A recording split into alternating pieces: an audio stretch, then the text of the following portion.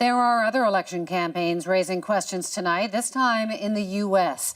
In many states, a record amount of money is being spent to influence the election of judges. Some people fear it means justice is for sale.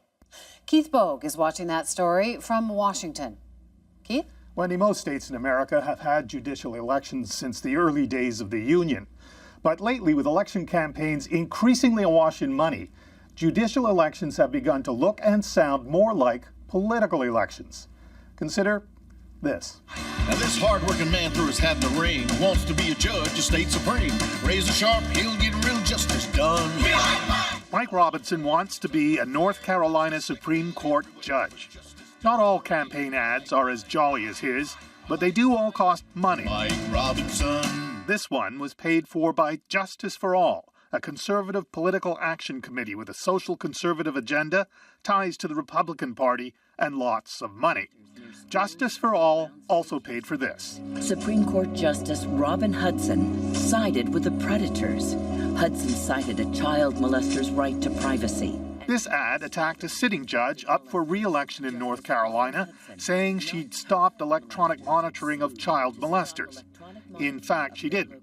Judge Robin Hudson ruled only that the electronic monitoring law couldn't apply retroactively.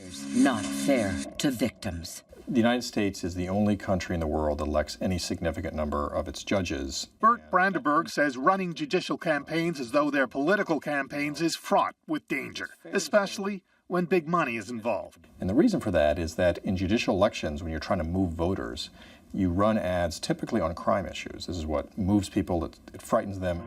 Lee Parrish and Roger Wheeler were sentenced to death for ruthlessly murdering pregnant women. But former Justice Janet Stumbo voted to reverse both convictions.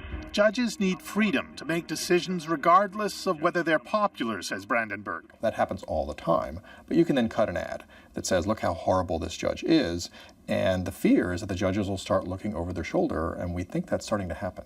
It's a close race for Fresno County Superior Judge Lisa Gamoyan. In Fresno, California, judicial candidate Lisa Gamoyan attacked her opponent with this ad. Rachel Hill is a liberal pretending to be one of us.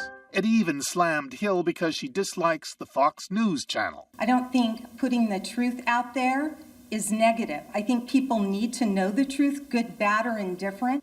But there was a backlash. The negative ad campaign prompted the city's Chamber of Commerce, among others, to come out in support of Gamoyan's opponent. It poisons the entire elective system, which we think is why so many people are not showing up to vote on Election Day. State judges still aren't allowed to personally raise money for their campaigns, but the Supreme Court is going to look at that too.